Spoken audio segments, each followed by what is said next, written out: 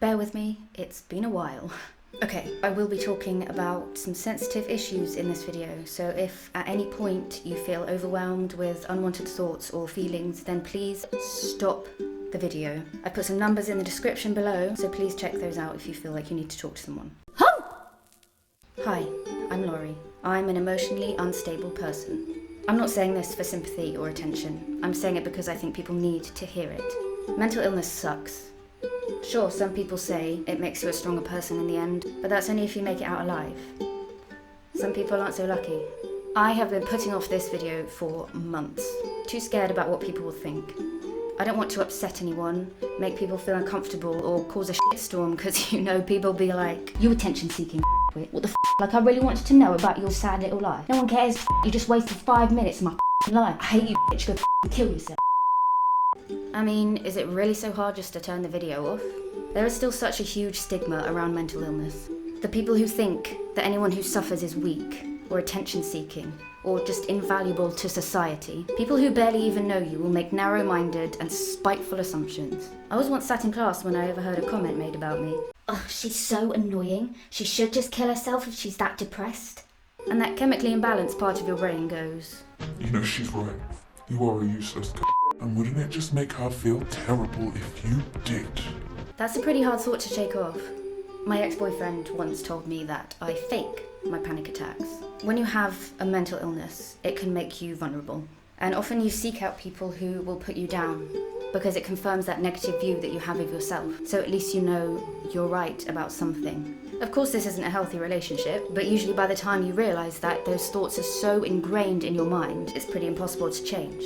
Therapy is great, but things get a hell of a lot harder before they get better.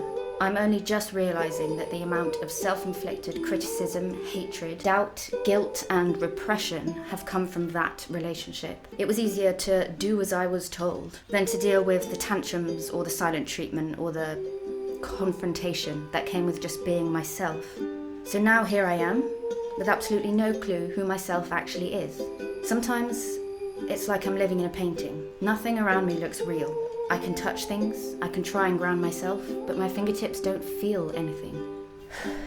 Other times I look in the mirror and I see a stranger. That person I see looking back at me isn't me. She doesn't have my face or my body, but I'm trapped inside her. Sometimes it's the other way around. My body is mine, my body is real, but my mind is shifting. My thoughts and feelings aren't mine. And who am I as a person? There are no names that fit. I have different identities. I have every and no sexuality, and when I'm alone, I speak in different tongues and I act as different people. At the beginning of this video, I said, I'm an emotionally unstable person. Some people don't like labels. Sure, I could say, I have depression, I have anxiety, I have dissociative disorders, I have OCD, I have emotionally unstable personality disorder.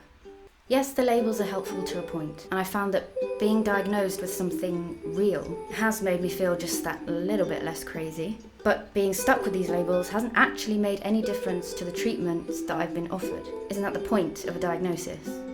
So that a professional can get you the treatment you need to get you well again. So why am I not getting the right treatment? Because the government does not put enough money into mental health services, and people are suffering because of it. This needs to change. I'm lucky enough to have an extremely supportive family, but what if I didn't? Would my self-harm eventually turn to sadism and violence towards others? Or would attempted suicide turn into committing suicide? Mental illness is not a joke. Did you know that suicide is the biggest killer of men in the UK? That's shit.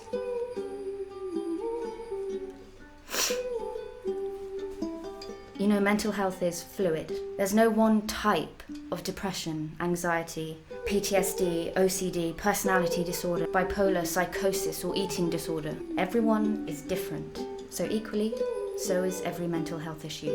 Mine is unpredictable, lonely, extremely self-sabotaging, and emotionally unstable. That doesn't make me better or worse than anybody else. That's just what I deal with every day. And it's okay to talk about it, because the more we do, the easier it will get. I love making YouTube videos, but it's a vulnerable thing, putting yourself out there for anyone and everyone to see. I'm scared shitless every time I do it. That's why I've been away. I have barely had the strength to be alive, but now I really want to make this work. So please comment, like, subscribe, and share this video, because more people need to know about this thing we call mental health. Peace.